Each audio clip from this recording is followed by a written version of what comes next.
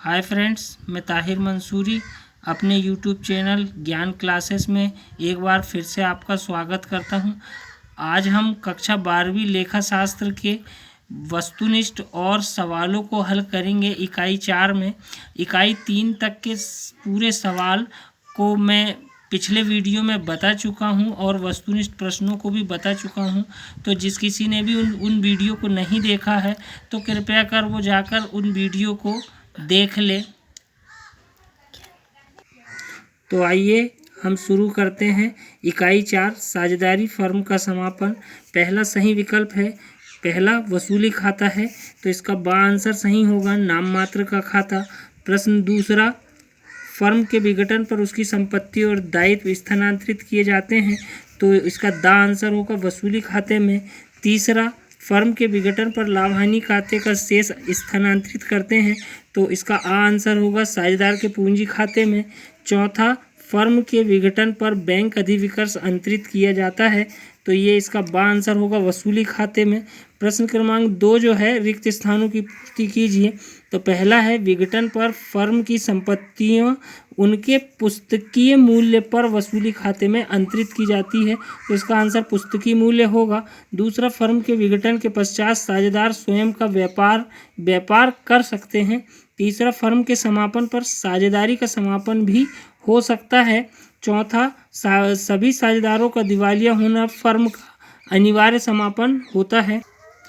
अगला है, एक वाक्य में उत्तर दीजिए। उसका पहला, वसूली खाता कब बनाया जाता है, तो फर्म के विघटन पर इसका आंसर होगा। दूसरा, समय समाप्त हो जाने पर फर्म का विघटन क्या कहलाता है, तो संयोग द्वारा समापन कहलाता है। तीसरा, अलिखित दायित्व का भुगतान का लेखा वसूली खाते में किस पक्ष में होगा, तो ये डेबिट पक्ष में होगा। चौथा, वसूली खाते में वसूली खर्च का लेखा किस पक्ष में किया जाएगा, तो इसका भी आंसर डेबिट पक्ष में होगा। अगले लघु उत्तरीय प्रश्न है, इसमें प्रत्येक प्रश्न पर आवंटित अंक 3 हैं, तो जितने भी प्रश्न दिख रहे हैं कृपया कर आप इन्हें अच्छे ध्यान पूर्वक देख लें और इनका अध्ययन अच्छे तरीके से करें। प्रश्न क्रमांक 7 जो है, एक सवाल है जिसे आज के इस वीडियो में हम हल करेंगे। तो ए और बी एक फर्म में 3:1 के अनुपात में साझेदार है। 31 मार्च 2018 को चिट्ठा निम्न अनुसार है। ये चिट्ठा दिया गया है। अब उन्होंने उक्त तिथि को फर्म के विघटन का निर्णय किया।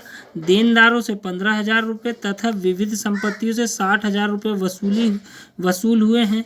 वसूली खाता तैयार कीजिए। तो केवल वसूली खाता बनाना है, तो इसमें कुछ मदें ऐसी रहती हैं जिन्हें हमें याद करना है, जिसका लेखा वसूली खाते में नहीं होता है। तो आइए मैं उन्हें आपको बता देता हूं कि कौन सी मदें होती हैं जिन्हें वसूली खाते में नहीं लिखा जाता है।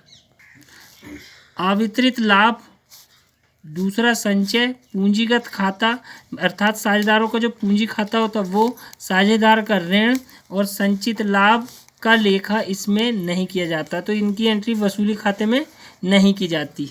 वसूली खाते में जो दायित्व पक्ष की मदें रहती है वो क्रेडिट में, डेबिट की मदें क्रेडिट पक्ष में लिखी जाती है और क्रेडिट की मदें डेबिट पक्ष में लिखी जाती है। लेकिन जो 5 आपको बताई गई है मदें, उन 5 को छोड़कर डेबिट और क्रेडिट में मदों को अल्टी पल्टी किया जाता है। तो सबसे पहले जो लेनदार लिखे हैं वो क्रेडिट पक्ष में आ जाएंगे और इधर से जो साझेदार का ऋण है और पूंजी खाते, इसकी प्रविष्टि वसूली खाते में नहीं की जाएगी। इस पक्ष में देनदार की जो एंट्री क्रेडिट में है वो डेबिट पक्ष में चली जाएगी और विविध संपत्तियां जो 70,000 की वो भी डेबिट पक्ष में चली जाएंगी। तो आइए हम करते हैं सवाल। देनदार जो कि क्रेडिट पक्ष में थे 20,000 के, उसे हम डेबिट पक्ष में लिखेंगे। विविध संपत्ति जो क्रेडिट में थी 70,000 की, उसे भी हम डेबिट पक्ष में लिखेंगे। लेनदार जो डेबिट पक्ष में थे उसे हम वसूली खाते के क्रेडिट पक्ष में लिखेंगे। अब बात आती है संपत्तियों से जो वसूली होती है, अर्थात नीचे जो समायोजन दिया गया है, जो ये दिया गया है, देनदारों से 15,000 और विविध संपत्तियों से 60,000 रुपये वसूल हुए हैं। ये क्रेडिट पक्ष में, वसूली खाते के क्रेडिट पक्ष में रोकड़ खाते से लिखे जाएंगे। और जो दायित्व होते हैं जैसे लेनदार है, उसके विषय में यदि कुछ नहीं बोला है तो वो उतने का उतने ही डेबिट पक्ष में रोकड़ खाते के नाम से लिखा जाएगा। तो देनदार जो कि वसूल हुए हैं 15,000 रुपये, तो यहाँ रोकड़ खाते को लिख के देनदार 15,000 के और विविध संपत्तियों से 60,000 रुपये वसूल हुए। अब इस साइड जो है वो लेनदारों के विषय में कुछ नहीं बोला है, 45,000 के हैं। तो जब कुछ नहीं बोलता है तो यही लेनदार सीधे डेबिट पक्ष में उतने के उतने ही रोकड़ खाते से लिखकर नीचे लिख देंगे 45,000 रुपये, उसकी प्रविष्टि उतने की उतने में ही हो जाएगी। उसके बाद दोनों पक्षों का योग मिलाया जाएगा। जिस पक्ष का योग ज़्यादा होगा तो कम वाले पक्ष को उस पक्ष के योग से घटाकर कम वाले पक्ष की ओर लिख दिया जाएगा। अर्थात यहाँ पर डेबिट शेष का जो योग आया है वो 1,45,000 रुपये आया है और यहाँ पर इतनी जो मदें दी गई हैं उनका योग 1,20,000 रुपये है। अर्थात 15,000 रुपये की जो कमी आई है वो हानि कहलाएगी और वो साझेदारों के पूंजी खाते में हस्तांतरित की जाएगी। तो 15,000 में इनका जो अनुपात दिया गया है वो 3:1, अर्थात आ का जो अनुपात है वो 3 है और बा का जो अनुपात है वो 1 है। इस प्रकार से 4 का भाग देकर 1 भाग की कीमत निकाली जाएगी। इसे हम काट देंगे 4 से तो 3,750 रुपये का 1 भाग आएगा। तो इसके 3 भाग है तो 3 का गुणा किया जाएगा। इस प्रकार योग होगा 11,250 और बी 3,750 का 1 भाग है तो 1 का गुणा किया जाएगा तो 3,750 होगा। इसके बाद 8वां सवाल दिया गया है, काला, गोरा तथा भूरा साझेदार है, 2-2-1 के अनुपात में लाभ हानि बांटते हैं। तो इनका जो अनुपात दिया है इसमें लाभ हानि को बांटा जाएगा। 1 जनवरी 2017 को उनका स्थिति विवरण निम्नानुसार। तो यहाँ पर लेनदार की प्रविष्टि वसूली खाते में की जाती है, संचय और पूंजी की प्रविष्टि वसूली खाते में नहीं की जाती है। इधर से बैंक में रोकड़ का भी लेखा इसके अंतर्गत नहीं किया जाता है। देनदार जो लिखे गए हैं 8,000 रुपये के, जो उसके नीचे जो संचिति दी गई है उसे संचय कहा जाता है। तो ये जो संचय रहता है वो एक ही पक्ष में क्रेडिट पक्ष में ही लिखा जाता है, जिसकी प्रविष्टि केवल क्रेडिट पक्ष में एक बार होती है। और ये जो देनदार रहते हैं इनकी प्रविष्टि डेबिट पक्ष में पूरे 8,000 से की जाएगी। इसके बाद स्टॉक 6,000 का दिया गया है, फर्नीचर 2,000 का और भवन 22,000 का। इनकी प्रविष्टि भी इसमें की जाएगी। उक्त तिथि को साझेदारी का विघटन किया गया और संपत्ति की वसूली निम्नानुसार। जब जो संपत्तियों से वसूली होती है तो उसका लेखा क्रेडिट पक्ष में रोकड़ खाते से लिखकर की जाती है। जैसे देनदार दिए हैं, स्कंद दिया, फर्नीचर, भवन, लेनदार की प्रविष्टि डेबिट पक्ष में की जाएगी। ये तय किया गया है कि नुकसान के कारण 3,000 के एक दायित्व का भुगतान करना होगा। तो जो अन्य दायित्व के नाम से एक जो राशि आई है नुकसान के कारण, तो उसकी भी प्रविष्टि डेबिट पक्ष में एक ही बार की जाएगी। और विघटन के व्यय 1,000 के हुए, जिसे हम समापन व्यय कहते हैं, उसकी भी प्रविष्टि इसमें की जाएगी। केवल आने को वसूली खाता तैयार कीजिए कहा गया है।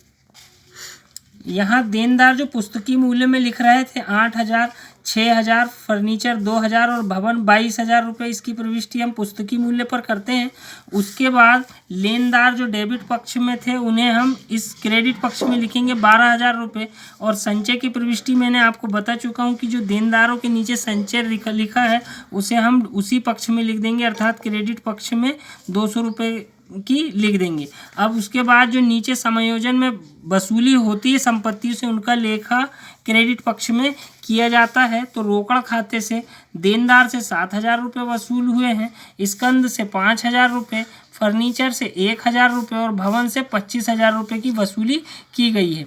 इधर पे लेनदारों के विषय में कहा गया है कि लेनदारों को 11,000 रुपये भुगतान किया गया है, तो 11,000 रुपये की प्रविष्टि इसमें की जाएगी। और एक अन्य दायित्व लिखा हुआ है 3,000 रुपये, उसकी प्रविष्टि भी इसमें की जाएगी। अब हम वसूली व्यय जो विघटन व्यय लिखे गए थे 1,000 रुपये, उसकी भी प्रविष्टि डेबिट पक्ष में की जाएगी। इसके बाद हम इसका टोटल योग मिलाएंगे तो इस पक्ष का जो योग आया है वो 53,000 रुपये आया है और इधर का जो योग आया है वो 50,200 रुपये आया है।